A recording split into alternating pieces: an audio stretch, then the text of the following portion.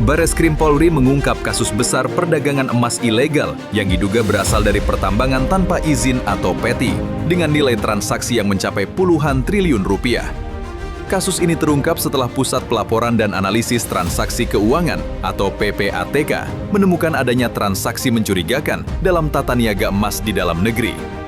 Hasil penyidikan menunjukkan aktivitas perdagangan emas ilegal tersebut berlangsung dalam kurun waktu panjang sejak tahun 2019 hingga 2025 di sejumlah wilayah seperti Kalimantan Barat, Papua Barat, hingga daerah lainnya. Dari praktik ilegal tersebut, tercatat total transaksi mencapai sekitar 25,9 triliun rupiah. Dalam proses pengungkapan perkara ini, penyidik Direktorat Tindak Pidana Ekonomi Khusus Bareskrim Polri melakukan serangkaian penggeledahan di sejumlah lokasi di Jawa Timur. Dari hasil gelar perkara, penyidik menetapkan 3 orang sebagai tersangka.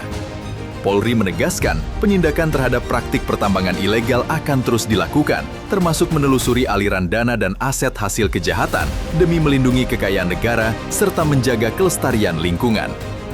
Pada hari ini penyidik di Direktorat Bareskrim Polri kembali melakukan penggeledahan, upaya paksa penggeledahan di 3 lokasi yang merupakan perusahaan pemurnian dan jual beli emas di wilayah kota Surabaya maupun Kabupaten Sidoarjo maupun Jawa Timur. Yang pertama di lokasi ini PT Simbajaya Utama atau SJU. Kemudian di lokasi lain yang juga saat ini sedang dilakukan upaya paksa penggeledahan oleh penyidik yaitu PT GS atau Indah Golden Signature. Kemudian yang ketiga adalah PT SJL atau Sukajadi Logam. 3 tersangka telah ditetapkan dalam perkara sebagai tersangka.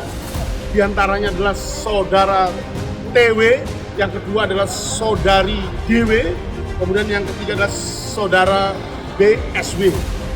Dan tidak menutup kemungkinan terkait dengan keterlibatan pihak lainnya sedang kita dalami. Akumulasi transaksi jual beli emas yang diduga berasal dari pertambangan tanpa izin ataupun pertambangan ilegal selama kurun waktu 2019 hingga tahun 2025 itu mencapai 25,9 triliun rupiah. Turut disita juga emas dalam berbagai bentuk perhiasan dengan berat total 8,16 kg.